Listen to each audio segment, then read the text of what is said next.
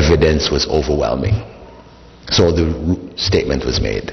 And of course, we all know the history, a whole change in America. Smoking started on the decline.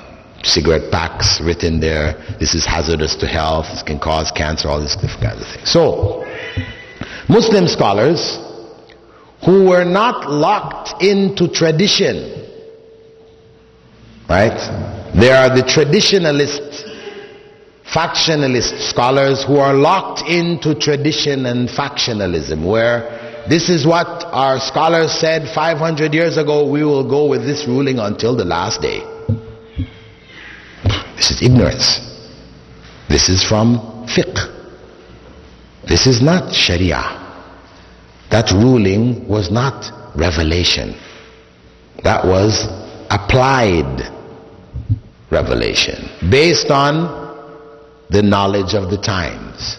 Once the knowledge changes, then we now must go back into the Sunnah and look to see what is there in the Sunnah and in the Quran to address substances which cause cancer, illness, and we know cancer causes death. We have a different situation here now. And of course, the Quran prohibits it. La taqtulu anfusakum, don't kill yourselves. Prophet ﷺ prohibited it, saying that whoever kills himself will find himself in the hellfire, killing himself perpetually.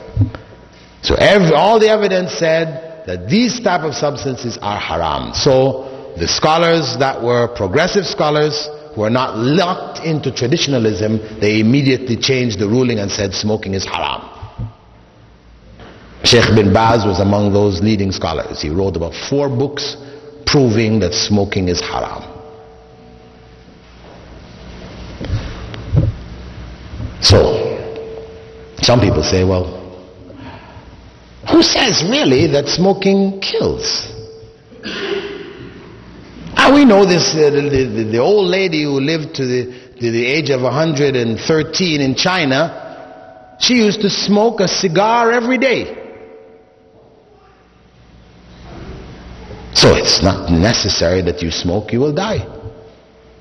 We say, again, do we make our laws according to exceptions, or do we make it according to the general rule?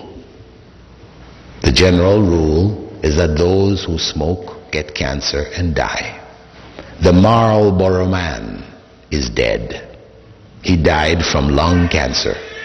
His wife is suing the Marlboro company for killing him. Okay, that's the reality. And we in our lives function according to the general rule. We don't function according to the exception. When we have to make decisions, we make our rulings according to the general rule.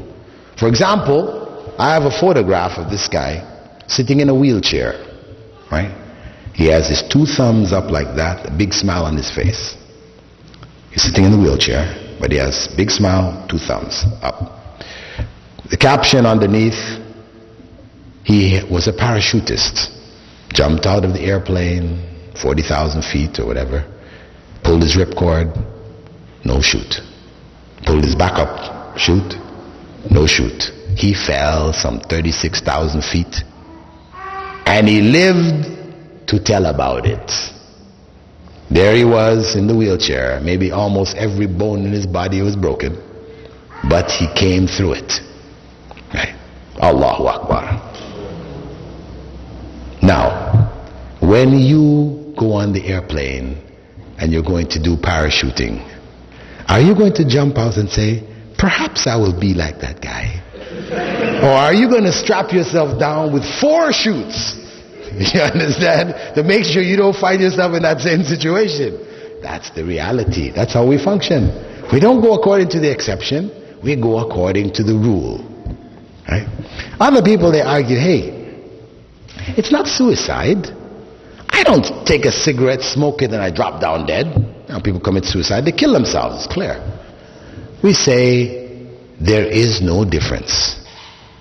Whether you kill yourself in an instant or you kill yourself after a period of time.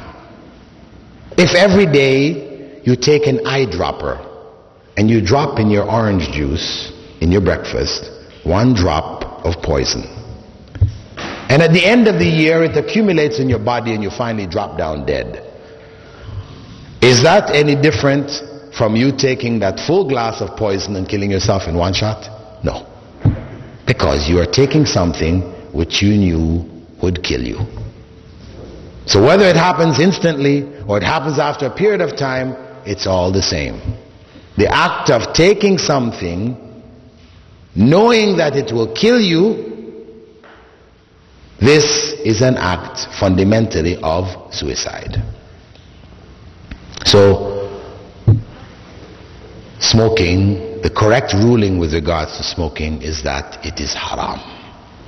And we can see the flexibility also in Islamic law concerning qiyas, wherein if somebody told you you are diabetic and the doctor informs you that if you take sugar you will become comatose and you will die, then for you sugar is haram. Though it is halal for everybody else, for you it is haram. Okay, that's how the law is applied.